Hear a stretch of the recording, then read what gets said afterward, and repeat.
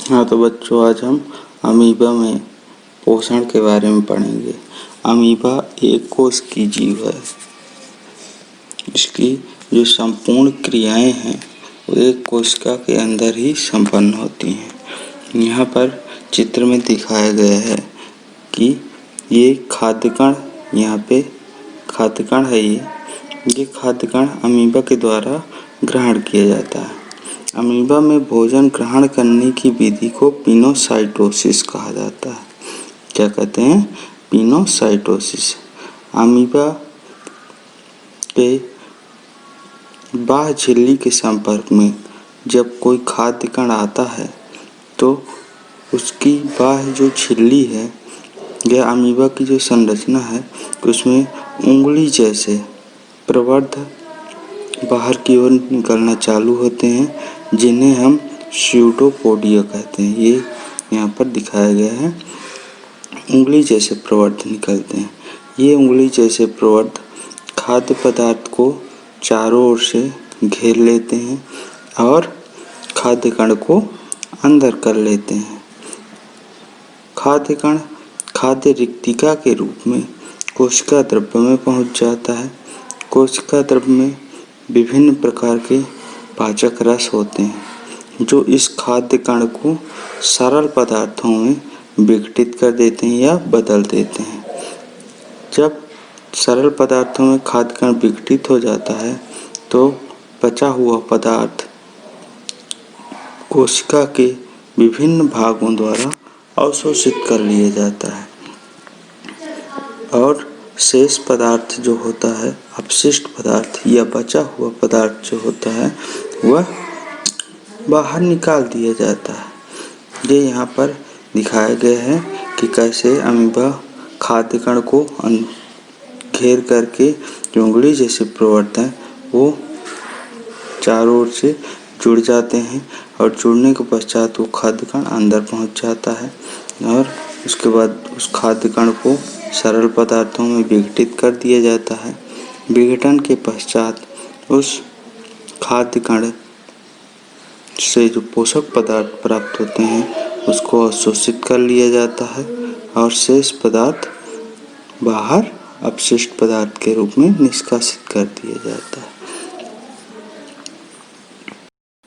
हाँ तो बच्चों, आज हम मनुष्य में पाचन तंत्र के बारे में अध्ययन करेंगे।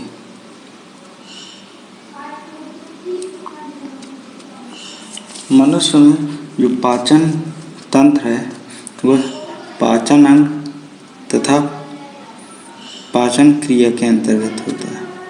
पाचन अंग में पाचन जो अंग होते हैं उसमें मुख गुहा, ये मुख गुहा है आपकी,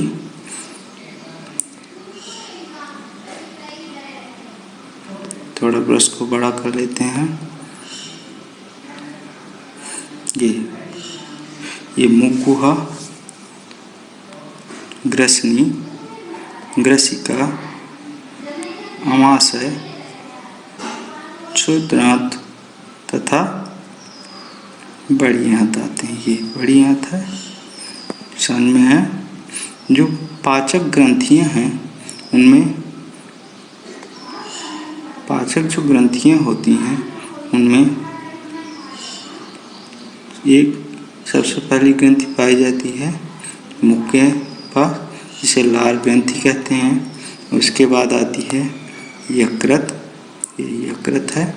यकृत के बाद अग्नाशय, ये अग्नाशय, और जठर ग्रंथियाँ पाई जाती हैं। जठर ग्रंथियाँ अमाशय के अंदर पाई जाती हैं। जो भोजन में पाचन की क्रिया है वो मुख गुहा से स्टार्ट होती है। मुख गुहा में दांत पाए जाते हैं जो भोजन को छोटे छोटे कणों में परिवर्तित करते हैं तथा मुख गुहा में ही लार एंजाइम पाया जाता है। लार में एमाइलेज एंजाइम होता है। ये मुख गुहा है। मुख गुहा में भोजन को छोटे छोटे टुकड़ों में तोड़ा जाता है। लार जो होती है, लार में एमाइलेज एंजाइम पाया जाता है जो भोजन में उपस्थित स्टार्च को शर्करा में परिवर्तित करता है, तथा लाइसोजाइम जो एंजाइम होते हैं वह भोजन के साथ आए जीवाणुओं को नष्ट करते हैं। उसके बाद भोजन ग्रसनी, ये मैं चित्र के द्वारा बता दूं, ये ग्रसनी में जाता है। ग्रसनी से होते हुए ग्रसिका में जाता है। इस ग्रसनी में से जब ग्रसिका में पहुंचता है तो एक क्रमाकुंचन गति होती है। क्रमाकुंचन गति के कारण भोजन धीरे धीरे नीचे की ओर सरकता हुआ आमाशय में पहुंच जाता है। आमाशय में जठर ग्रंथियां पाई जाती हैं जिनसे जठर रस स्रावित होता है जो आए हुए भोजन में मिलता है। जठर रस में तनु हाइड्रोक्लोरिक अम्ल, म्यूकस, अकार्बनिक लवण तथा एंजाइम पाए जाते हैं। म्यूकस अम्ल से आमाशय की दीवारों की रक्षा करता है। तनु HCl अम्ल भोजन के साथ आए जीवाणुओं को नष्ट करता है और भोजन को सड़ने से बचाता है।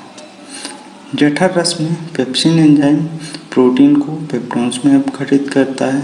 रेनिन Ca++ आयन की उपस्थिति में दूध में के विलेय प्रोटीन को अविलेय कैसीन में बदल देता है। जठर लाइपेज वसा का वसीय अम्ल और ग्लिसरॉल में अपघटन करता है। जठर म्यूसिन जठर रस के अम्लीय प्रभाव को कम करता है और भोजन को चिकना बनाता है।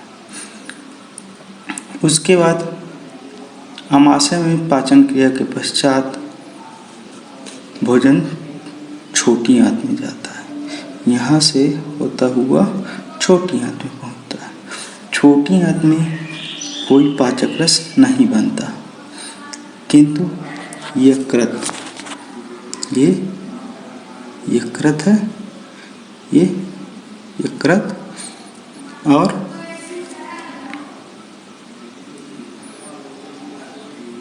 यकृत से पित्तरस और अग्नाशय से से